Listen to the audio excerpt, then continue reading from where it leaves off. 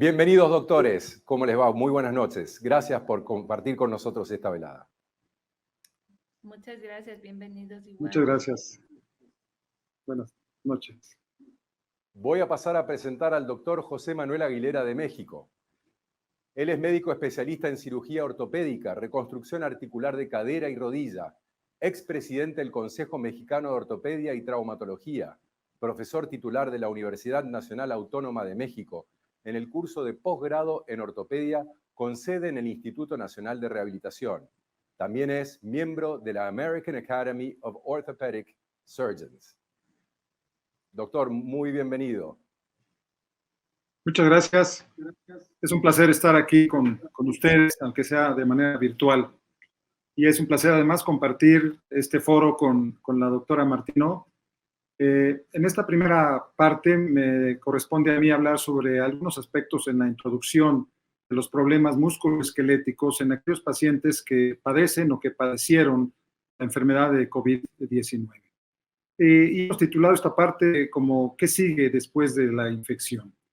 Debo de recordarles que yo no soy ni inmunólogo ni mucho menos genetista, entonces he hecho un gran esfuerzo por tratar de entender algunos de los principios básicos y voy a tratar de comunicarles a ustedes sobre cuáles son las causas o las razones por las cuales el sistema musculoesquelético, tanto no solamente los músculos, sino también los huesos y las articulaciones, el cartílago, se ven afectados por esta enfermedad.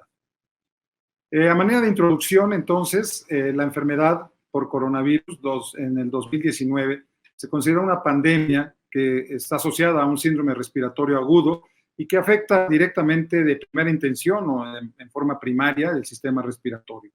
Pero, sin embargo, tiene una afectación multiorgánica indirecta que tiene que ver mucho con la respuesta inflamatoria y con la capacidad que tiene el virus de entrar a las diferentes células que tienen ciertos receptores que no solamente son exclusivos del tejido pulmonar o del epitelio pulmonar, sino que también se presentan en algunas otras estructuras de nuestro cuerpo.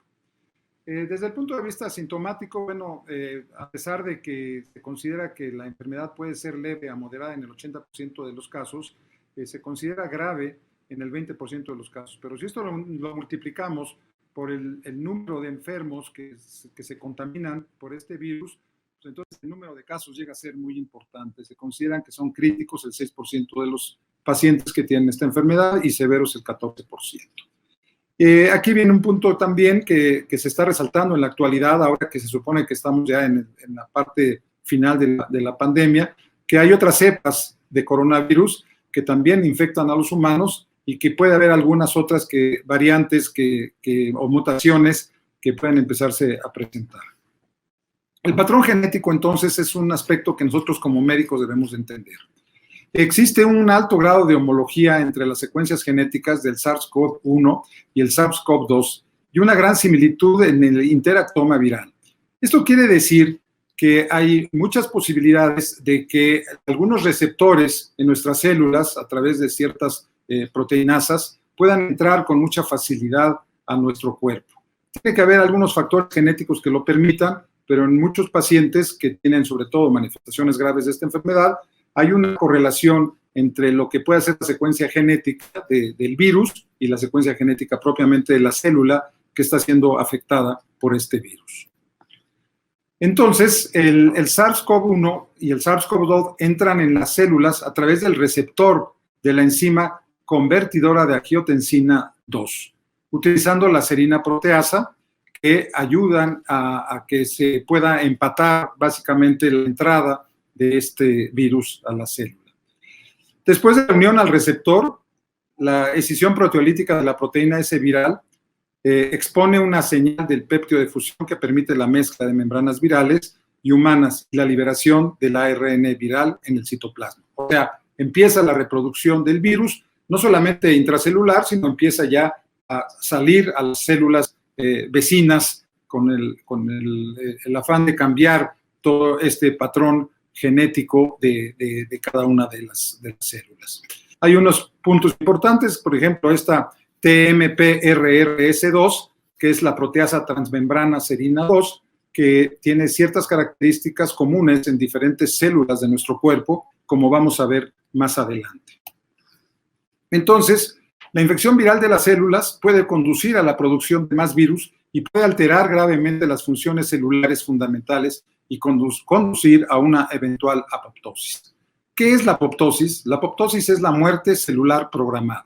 O sea, nosotros tenemos unas posibilidades o características en nuestros genes para que nuestras células de manera natural empiecen a morir, y eso se denomina apoptosis, muerte celular programada. También se llama suicidio celular.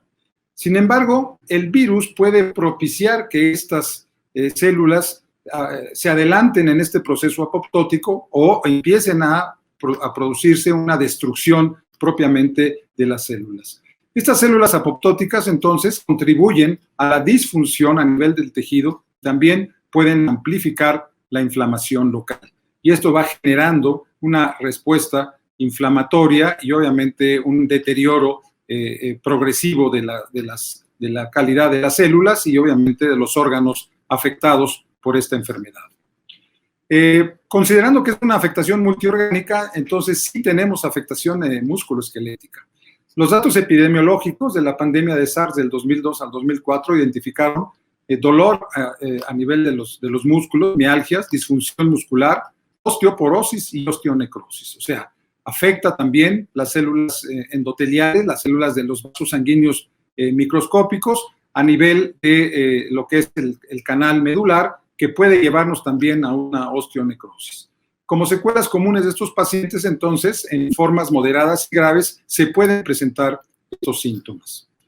En la etapa infecciosa, que podríamos considerar que está la etapa infecciosa y la etapa post-infección, pero en la etapa inicial se ha informado o se documenta que ocurren mialgias y debilidad generalizada en una cuarta a una mitad de los pacientes que tienen síntomas de COVID-19. Eso quiere decir que está habiendo una afectación inflamatoria en estas partes importantes de nuestro cuerpo. Y a nivel de secuelas, entonces, se puede encontrar que también puede haber trastornos en el sistema musculoesquelético, a nivel neurológico, a nivel óseo y a nivel articular. Sobre todo en aquellos pacientes que tuvieron síntomas moderados y graves y que presentan entonces una carga musculoesquelética importante. Las secuelas pueden tener que ver con diferentes aspectos relacionados con la enfermedad. Por ejemplo, los tiempos prolongados de ventilación asistida, el hecho de que el paciente esté muchas veces pronado en una sola posición, también genera problemas inflamatorios articulares.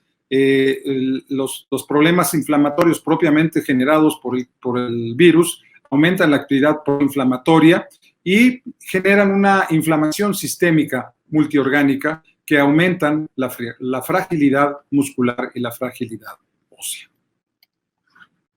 Entonces, la repercusión, aunque los datos clínicos sobre pacientes de COVID-19 después del episodio de cuidados agudos han sido limitados, o sea, se está hablando recientemente ya del síndrome post-COVID, existen actualmente signos tempranos de disfunción musculoesquelética en pacientes que se recuperan de COVID-19. Y hay patologías musculoesqueléticas conocidas en pacientes con SARS.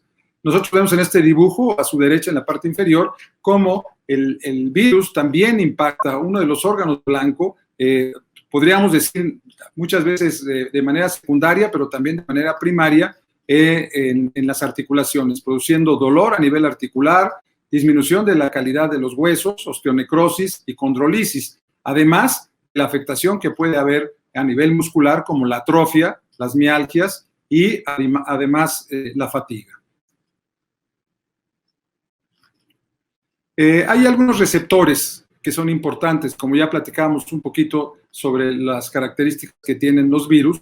Entonces, para el tejido musculoesquelético humano hay numerosos tipos de células que expresan el TMPRSS2, que incluyen células vasculares, como células endoteliales del músculo liso, pericitos, que son también células que están dentro de los vasos sanguíneos, células madre musculares, etcétera. Hay diferentes células que tienen estos receptores y que pueden ser también afectados directamente por el virus del COVID-19. Sin embargo, hay pocas células, como las del músculo liso y los pericitos, que también expresan el AC2, que es otro de los puntos que pueden ser también receptores de este tipo de problemas. Y decía yo que hay algunas secuencias genéticas entre el virus y algunas células humanas que hacen que el cuerpo sea presa fácil, básicamente, de este tipo de infecciones. Hay dos puntos importantes que son puntos receptores, que es la angiotensina 2 y la proteasa transmembrana, serina 2, que sirven como un vehículo para que precisamente el virus pueda entrar a la célula. La infección viral de las células puede conducir a la producción de más virus y puede alterar gravemente las funciones celulares fundamentales y conducir a una eventual apoptosis. Entendamos como apoptosis la muerte celular, que es, en algunas veces se considera un suicidio, pero en este caso es propiamente la destrucción de la célula por la infección viral. En el punto musculoesquelético, como ya comentó la doctora, hay cuadros agudos y cuadros ya post-COVID que muestran dolor a nivel muscular, disfunción muscular, osteoporosis y osteonecrosis. O sea, afectación microestructural del hueso hace que la parte vascular del hueso también se afecte y nos lleve hacia una osteonecrosis. Como he comentado, la etapa infecciosa puede dar dolor articular hasta en un 50% de los pacientes. Pero en la fase de secuelas también hay dolor muscular y esto se origina básicamente por las lesiones celulares que se originaron en las diferentes estructuras del músculo esquelético. Estas secuelas generalmente obedecen no solamente a los tiempos prolongados de ventilación asistida en paciente en decúbito prono, sino también a la actividad proinflamatoria propia de la infección y esta inflamación sistémica multiorgánica que nos lleva a este tipo de secuelas musculoesqueléticas. Aquí vemos, por ejemplo, en este dibujo cómo en su lado derecho puede haber una afectación directa del virus hacia el músculo y hacia las articulaciones, y también puede haber una afectación indirecta a través de la inflamación pulmonar. Aquí tenemos cómo hay muchas células que tienen estos receptores que comparten con el virus y que son fácil presa de la afectación del virus en diferentes células, también considerando células de músculo liso, células de músculo estriado y en diferentes puntos que nos pueden originar que esta enfermedad se vuelva en una enfermedad muy grave. Los síntomas nos pueden llevar a que nuestro paciente regrese a trabajar hasta 3 meses después. Hay una desmielinización neuronal y hay un dolor muscular que muchas veces tarda en recuperarse y que requiere programa de corticoides. El hueso y las articulaciones también son muy afectadas. Hay alteración propiamente del cartílago, hay osteonecrosis, como ya lo comenté, y esto obedece muchas veces a la vasculitis asociada, que también afecta al músculo, afecta a los nervios, afecta al cartílago y afecta al hueso. El síndrome posagudo COVID-19 implica que puede haber debilidad y dolor muscular hasta en el 63% de los casos. Como ya se dijo, hay problemas relacionados con alteraciones cognitivas, puede haber incluso depresión, puede haber ansiedad asociada a este tipo de problemas y sobre todo la fatiga crónica y la disminución en la calidad de vida que muchos de nuestros pacientes tienen y que requieren en muchas de las ocasiones un buen programa de rehabilitación. Aquí vemos como en esta curva se ve que en la parte final, en la parte ya de secuelas, después de la infección, hay realmente problemas importantes de dolor de tipo muscular. El paciente entonces tiene que empezar un programa de rehabilitación desde la etapa aguda de la enfermedad y obviamente seguirlo en la etapa ya de secuelas. Esto implica que podemos tener una rehabilitación temprana y una rehabilitación post-recuperación. La utilización de neuromoduladores nos puede ayudar, sobre todo cuando tenemos afectaciones de desmielinización en los diferentes nervios. Además, los analgésicos de los cuales la doctora Brigitte habló muy bien, y la corticoterapia que se pone con interrogación porque en algunas ocasiones podría tenerse que utilizar o seguir el tratamiento después de una etapa aguda de la enfermedad.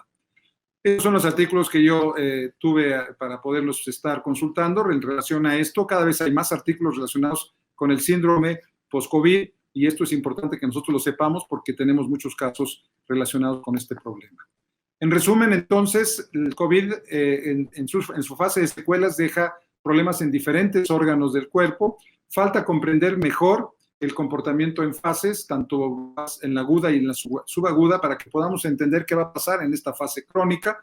pero lo más importante es evitar la atrofia muscular y tratar las secuelas en función de la afectación residual. Muchas gracias.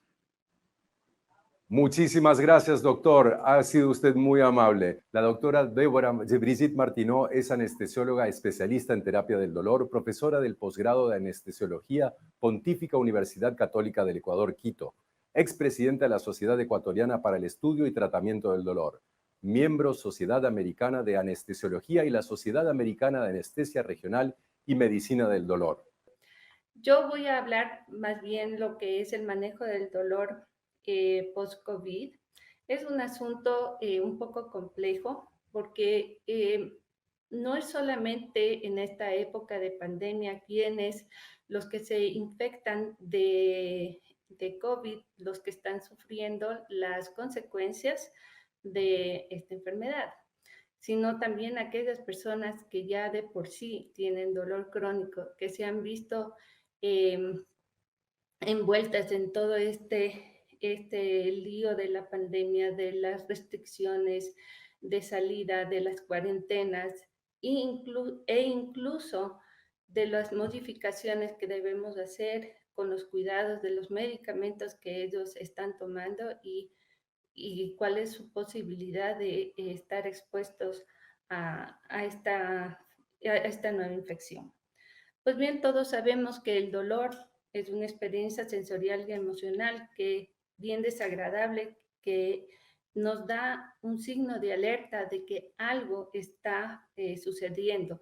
Al principio, el dolor constituye un mecanismo de defensa. Sin embargo, cuando el dolor crónico, el dolor agudo se transforma en crónico, entra a los sistemas de sensibilización y no importa qué tipo de inflamación, no importa qué tipo de injuria nosotros tengamos, el hecho de que haya una inflamación, una estimulación perenne a los receptores, a los nociceptores, pues van a generar dolor. Lo importante y lo que quiero hacer un énfasis aquí es que debemos recordar que todo problema o toda inflamación aguda empieza con una sensibilización periférica, en donde se liberan no solamente citoquinas, sino sustancias proinflamatorias que van a estimular los nociceptores a nivel de la periferia. Esta información va a ser llevada hasta la médula espinal y consecuentemente hacia el cerebro. Si esta estimulación, esta sensibilización periférica no es resuelta en un cierto tiempo, un cierto tiempo significa, pongámosle unos 2 meses, 3 meses, pues empieza lo que se llama la sensibilización central, en donde hay una plastia a nivel de las células de la médula espinal, en donde pereniza ya la sensación del dolor. Es más, puede ser que la inflamación o lo que ocasionó el dolor en un principio ya ni siquiera exista, pero ya quedó la plastia o la degeneración o el cambio estructural a nivel de la médula espinal que conlleva información no correcta, si se puede decir así, de lo que es la transmisión dolorosa y la percepción del dolor del paciente. Bueno, como estamos hablando de COVID, obviamente todo empieza con una inflamación a través del virus entrando a las células y estimulando los receptores a nivel pulmonar, que desencadena una inflamación tal que activa a las células T y se libera todo un sistema de citoquinas de manera exagerada. Aquí es lo que llamamos el problema de las tormentas de las citoquinas, que se lleva un aumento de células proinflamatorias que ya no solamente afectan al pulmón, sino también afecta al cerebro, afecta a los riñones y, como bien estaba hablando el doctor Aguilera, el tejido musculoesquelético y las neuronas. Obviamente, tomando esto en cuenta, ¿a dónde va a ir la inflamación o qué estructura se va a afectar por esta inflamación de COVID? Todos, porque a todos lados va a llegar, llega a sus neuronas. Las citoquinas llegan a todo el cuerpo. Va a afectarse desde la cabeza, los brazos, la columna, las rodillas, las caderas y las piernas. Por ende, necesitamos ver este paciente en su totalidad.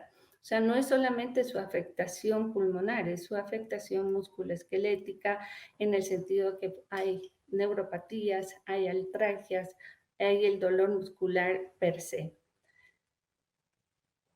Bien, estaba hablando el doctor Aguilera de cómo se producía o cuáles son los mecanismos de el compromiso musculoesquelético. Yo aquí solamente quiero resumir las razones por las cuales durante la infección de COVID se produce dolor y fatiga. Es por la hiperlactatemia que se produce debido a la hipoxia tisular, la acidosis y a una disminución de la síntesis de ATP. Eso quiere decir que le hemos puesto a correr a esa persona una maratón de larga distancia sin agua, sin oxígeno y obviamente se cansaron sus músculos. Ya no producen la oxigenación y el ATP que necesitan para seguir activos.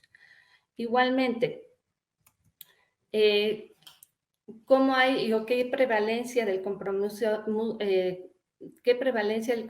musculoesquelético tenemos según las encuestas o los artículos que hemos encontrado? La mialgia es la queja del 80% de los pacientes, incluso hasta 3 meses pasada la infección aguda por COVID. Dolor de espalda, un 6.67%, debilidad muscular, 1.67%, artralgia, 1.67% y dolor facial muscular del 1.67%. Cuando hay un compromiso neurológico debido a COVID es porque la infección de COVID es neurotrópica. La infección en sí produce vasodilatación periférica, la hipercapnia, el metabolismo anaeróbico que causa la infección de COVID produce un edema neuronal de por sí. No se diga que la tormenta de citoquinas produce más citoquinas inflamatorias y esto lleva a un círculo vicioso y que puede haber complicaciones neurológicas a largo plazo. Ahora, no es solamente pacientes jóvenes saludables que se infectan de COVID, son pacientes que tienen comorbilidades asociadas y que una infección de COVID asociada a una diabetes o una neuropatía diabética, pues tenemos un problema en ese paciente, pues su dolor se va a exacerbar peor de lo que tenía previamente. Según los artículos que estuve revisando, la prevalencia y el compromiso neurológico, tenemos un compromiso del olfato del 35%, del gusto, cefaleas, el dolor de espalda un 10% también, accidentes cerebrovasculares un 3% y una alteración de la conciencia del 2%. Eso obviamente en lo que se respecta a la infección de COVID inmediata, ¿no? Ahora, a lo que vamos, y como dice Zapatero a tus zapatos, yo soy terapista del dolor y lo que yo manejo más es el dolor agudo y el dolor crónico de mis pacientes.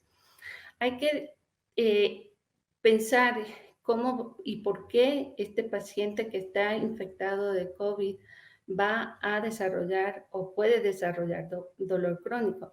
Si empezamos, hay un riesgo alto de desarrollar el dolor agudo, ya sea por la misma infección, porque al llegar al hospital va a haber procedimientos que van a ocasionar dolor. la misma venopuntura, y si Dios no lo permita, vaya a tener que ir a terapia intensiva, pues va a haber más procedimientos invasivos en ese paciente. Luego, el tipo de pacientes que se van a infectar o que tienen mayor prevalencia de infectarse por COVID son aquellas personas que tienen comorbilidades, los diabéticos, los obesos, los hipertensos, los pacientes de tercera edad, que por sí, como ya les había mencionado anteriormente, ya tenían comorbilidades, tenían artrosis de cadera, artrosis de rodilla, degeneración de la columna espinal, neuropatías diabéticas o neuropatías vasculares. Eso añadido a una infección aguda de COVID, pues nos pone en mayor riesgo. Los pacientes que entran a terapia, como ya les mencioné, la injuria neurológica que van a tener, obviamente, como ya les dije, esta infección es neurotrópica, les afecta al sistema neurológico per se. Tenemos el compromiso de salud mental. Son pacientes que pueden quedar con depresión, con el síndrome de distrés postraumático, pues ingresar a una terapia intensiva, no poder recibir visitas, el médico que entra completamente vestido, pues no es una situación bastante agradable o muy anímicamente que estimule al paciente. Puede conllevar a muchos problemas psicológicos también que puede conllevar o hacer persistir el dolor crónico a largo plazo. La forma en cómo vamos a rehabilitar o los accesos a la rehabilitación, bueno, va a tomar de acuerdo en cómo están evolucionando la pandemia. Pues últimamente, como nos han puesto en cuarentena, muchos pacientes que deberían recuperarse en rehabilitación no los pueden hacer apropiadamente por la limitación de la movilización de los pacientes. Yo no sé, aquí en Quito, en Ecuador, hemos entrado 2 veces a cuarentena. Nos han restringido la limitación de la movilización.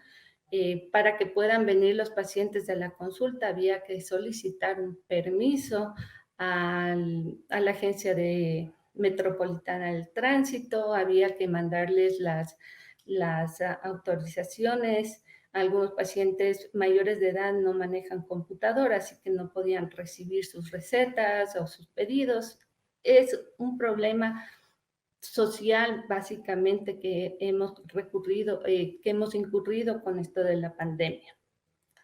Hay muchos artículos y desde que salió la pandemia, pues muchas sociedades se dedicaron ya a hacer concesiones de cómo vamos a manejar el dolor en los pacientes que tienen dolor durante la pandemia. Entonces, básicamente, tenemos que seguir evaluando a nuestro paciente, tenemos que determinar qué tipo de dolor tiene.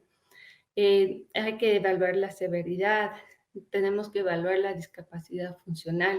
Y aquí, obviamente, según las últimas guías, nos recomiendan usar mucho los instrumentos diagnósticos que están disponibles para determinar si es un dolor nociceptivo, es un dolor neuropático, si es un dolor mixto a los cuales nos estamos enfrentando. Hay obviamente las escalas unidimensionales del dolor, el cuestionario de McGill, el inventario rápido de dolor, el DN4, el LAMPAS, que son, estos 2 últimos son básicamente para dolor neuropático. Nos puede ayudar porque se le puede, aunque sea por teléfono, aplicar estos cuestionarios y los pacientes pues pueden ir respondiendo.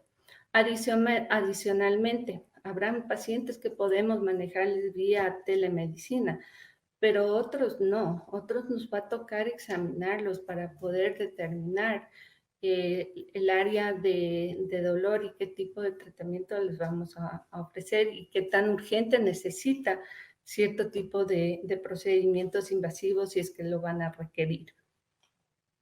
Obviamente, dentro de esas recomendaciones, pues nosotros tenemos que seguir las medidas de bioseguridad, el que el paciente venga con su mascarilla, nosotros cuidarnos, ponernos guantes, ponernos la mascarilla para evitar los contagios.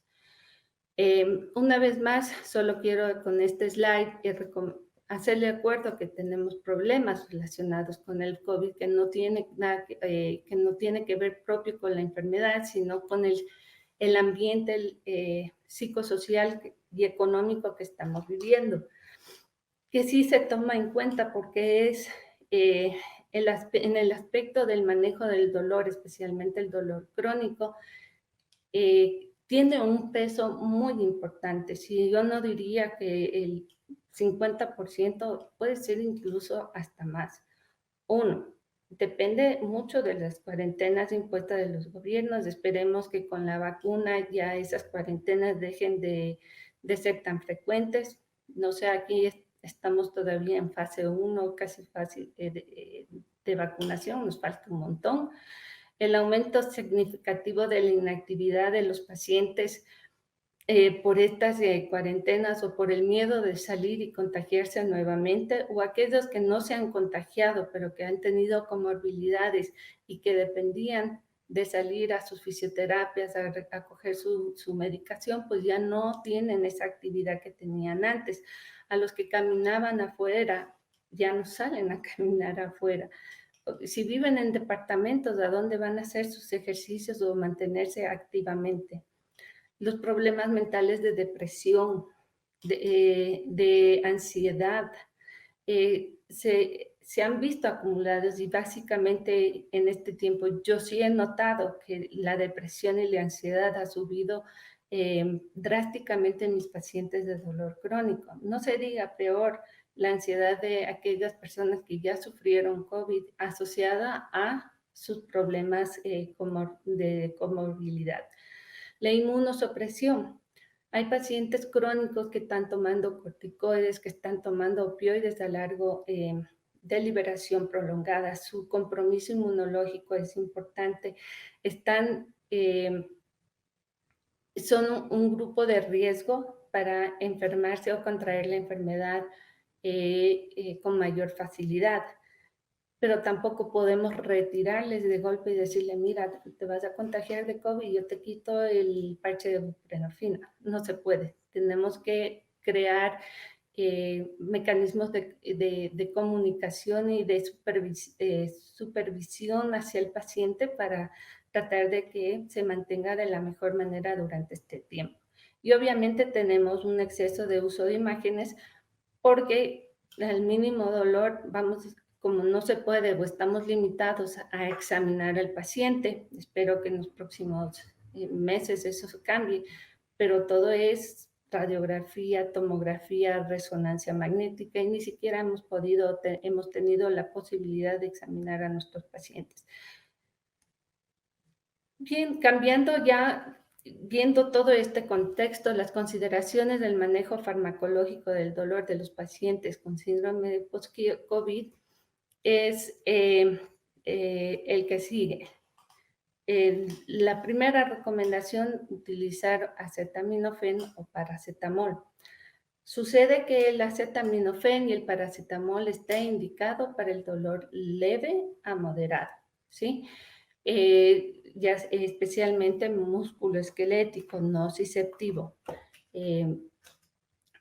Actúa a nivel central, inhibe las isoenzimas cicloogenasas centrales de manera indirecta, tiene una modulación del sistema cannabinoide endógeno y activador potente de los receptores vaniloides subtipo 1 a nivel del sistema nervioso central. Es por eso que es la primera línea para el uso del tratamiento de dolor, especialmente en estos pacientes con dolor musculoesquelético. Estamos esperando que con esta medicación el dolor sea controlado significativamente. Obviamente tenemos que tener la precaución de la toxicidad hepática que podemos darle. Dosis mayores de 4 gramos diarios ya se puede considerar una dosis tóxica. Ahora, si el paciente es de la tercera edad o está tomando algunas otras medicaciones de metabolismo hepático, o un paciente que tiene hígado graso con cierta insuficiencia hepática leve, es la dosis máxima considerada para el paracetamol es de 2 gramos diarios. Eso es muy importante recordar porque es fácil decirle tómese el paracetamol, pero lo podemos llevar a una intoxicación muy fácilmente si no tomamos ciertas consideraciones. El acetaminofén, básicamente los pacientes se automedican, pero sí tenemos que hacerles acuerdo de que es bueno, pero puede tener consecuencias graves, especialmente en lo que es en el metabolismo hepático. No tiene las complicaciones de gastritis o problemas renales, puesto que su efecto no es periférico. La inhibición de las isoenzimas ciclogenasas no son periféricas, son vías centrales. Es por eso que es uno de los medicamentos que se puede asociar con los AINES. Ahora, hablando de AINES, tenemos 2 grupos de AINES, el AIN no selectivo, como el ibuprofeno, el naproxeno, el diclofenaco, que ellos inhiben tanto la COX-1 como la COX-2. Inhiben directamente la producción de las prostaglandinas a nivel periférico, por lo tanto media el dolor, la inflamación, el edema, la fiebre. Obviamente, quiero hacer un recorderis de que la isoenzima COX-1 produce la protección gástrica, da la homeostasis renal, está relacionada con la función plaquetaria y respiratoria. Por tanto, tenemos que tener en cuenta que hay contraindicaciones relativas con el uso de esta medicación porque puede producir insuficiencia renal aguda, infarto agudo del miocardio, accidentes cerebrovasculares. El dolor, el tipo de dolor que ayuda los AINES es igual de leve a moderado. Ahora, ¿qué defino yo dolor leve y qué defino yo dolor severo? Defino dolor leve, aquel tipo de dolor que yo siento que puede ser que me tome algún tipo de analgésico o no, pero no me impide realizar mis actividades diarias. El dolor severo es el dolor que ya quiero llorar, no puedo concentrarme, no puedo leer, no puedo ver la televisión. Es más, me puede hasta sacar lágrimas de lágrimas por este síntoma. Entonces, ojo, no es para tratar dolor severo, dolor moderado a leve. De ahí tenemos otro grupo de AIN, que es el AIN selectivo, que son los COX-2, que bloquea específicamente las prostaglandinas que median el dolor y la inflamación. Tiene menos efectos secundarios gástricos, pero todavía persisten riesgos cardiovasculares y renales. Tanto es así que uno de los, no sé si ustedes se acuerdan que el Rosefcoxib fue retirado del mercado por los infartos agudos de miocardio que habían ocasionado, obviamente a dosis supramáxima de la que habían estado recomendando en uno de sus estudios de control de pólipos.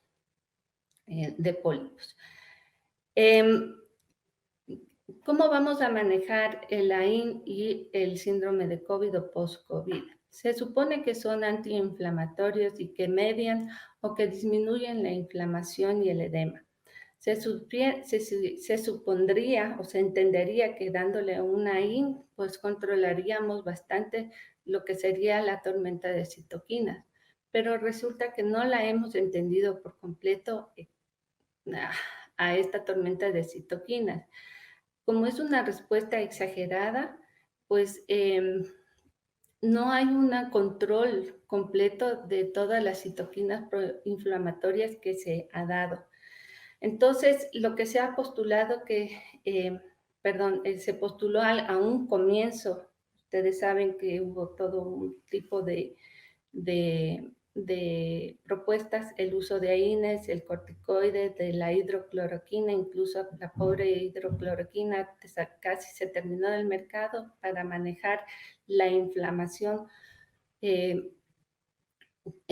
para mediar esta respuesta. Pero encontraron que con el uso de esta medicación la respuesta no era absoluta. Así que la recomendación hoy por día, es que la prescripción de los AINES es por periodos cortos e intermitentes.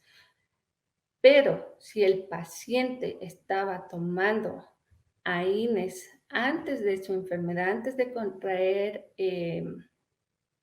COVID y tener dolor post-COVID, está tomando por su artritis reumatoidea, estaba tomando por su dermatomiositis, no vamos a suspender el uso continuo de AINES, lo vamos a continuar.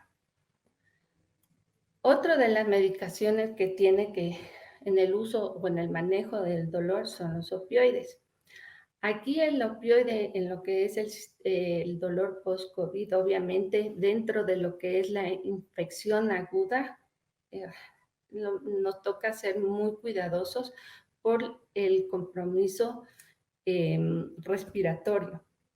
Pero ya una vez que queda el dolor pasada la infección, pues depende de cómo quedó su sistema pulmonar, su sistema respiratorio, si quedó con demasiada fibrosis, para decidir qué tipo de opioide vamos a utilizar.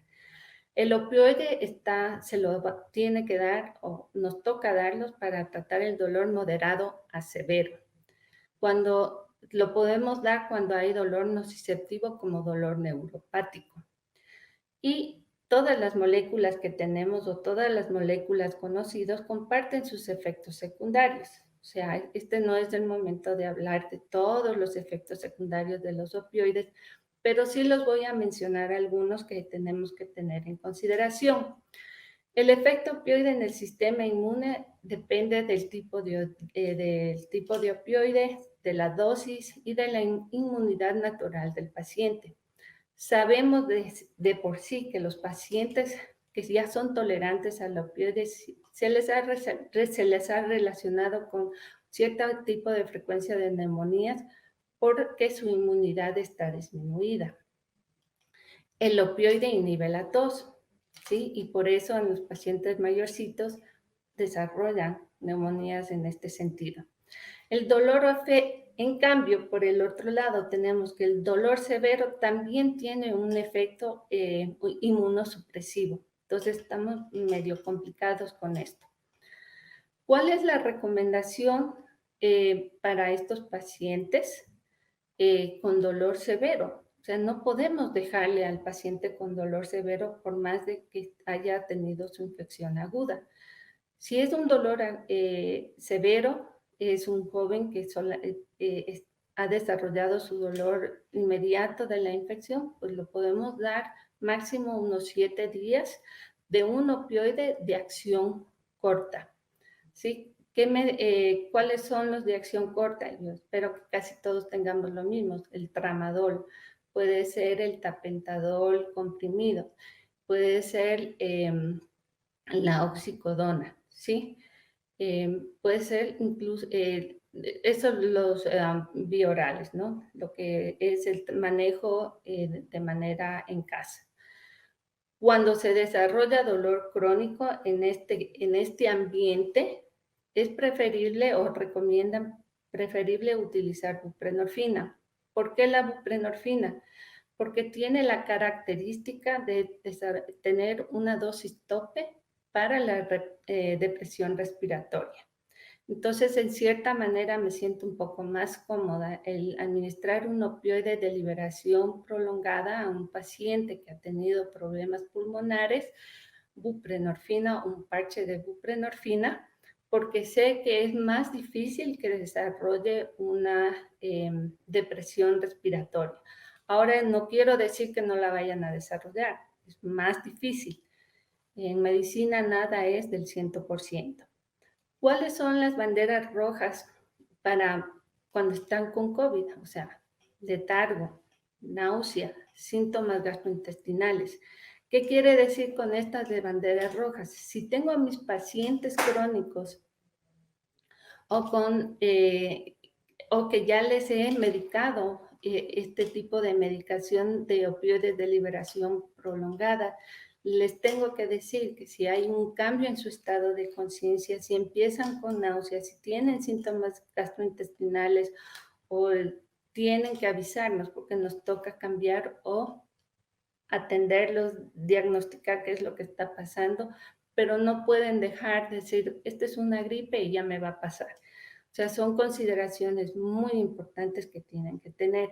Y esto lo digo de forma muy personal que me tocó, porque precisamente perdí una paciente que la quería mucho, que la tenía con opioides de liberación prolongada, se infectó de COVID y en vez de llamarme, pues empezó a tomarse tramal solita. No sé ni siquiera de dónde se sacó el tramal. Y casi le da una depresión respiratoria importante, terminó en el hospital y a las 2 semanas falleció en terapia intensiva. Entonces, sí es importante pedir a nuestros pacientes que se comuniquen con nosotros y tener la apertura para recibir sus llamadas de manera más rápida. Nos tocan, o sea, es algo que no podemos cambiar. Los corticoides son otro medicamento que utilizamos en nuestro arsenal en terapia del dolor, pero son inmunosupresivos y están asociados a mayor riesgo con infección sistémico y peridural. Básicamente el corticoide en terapia del dolor lo utilizamos en intervencionismos, ya sea en infiltraciones peridurales con corticoide, también utilizamos de vez en cuando dolores articulares. ¿Y qué hacemos? O sea, si el paciente está con dolor severo, no quiero subir la dosis de opioides, pues voy a tratar de buscar tal vez un procedimiento que disminuya el dolor severo y pueda yo controlarlo de mejor manera con menos opioide. ¿Cuál es la recomendación aquí en el contexto de COVID? O sea, que tengo que utilizar la menor dosis efectiva del corticoide de depósito. Ejemplo, la metilprednisolona es de 40 miligramos, es tan efectiva como ponerle la metilprednisolona 80. O en otras palabras, no tiene ningún objeto ponerle 80 miligramos de metilprednisolona si la respuesta al manejo del dolor va a ser igual a 40 miligramos. La triamsolona, la máxima dosis efectiva sería de 20 miligramos y la dexametasona de 4 miligramos. Finalmente, en el intervencionismo, hay que recordar que son procedimientos mínimamente invasivos. En esta época tenemos que ser muy escogedores aquí, quién realmente necesita este tipo de procedimientos para aliviar el dolor agudo o el dolor crónico que se reagudizó. Muchos pacientes que tienen dolor lumbar crónico con canal estrecho, para poder disminuir su consumo de medicación, porque incluso aunque esté utilizando gabapentinoides va a producir alteración de la conciencia, mareos, letargo, y nos va a confundir con el COVID, podemos considerar hacer el intervencionismo. Ahora, ningún intervencionismo es emergente. No le va a salvar la vida haciéndole una peridural con corticoides a ninguno. El propósito es diagnóstico, pronóstico o terapéutico, ¿sí? Y tenemos que decidir si lo vamos a hacer básicamente electivo. Urgente o emergencia, como le digo, emergencia no existe. A nadie le van a salvar la vida haciendo un bloqueo peridural. Pero sí urgente porque está con un dolor que no está controlado y si tengo alguna comorbilidad que dándole más opioide o hospitalizándole no funciona, o limitando su movilidad le pone a mayor riesgo, pues puedo considerar utilizar el intervencionismo.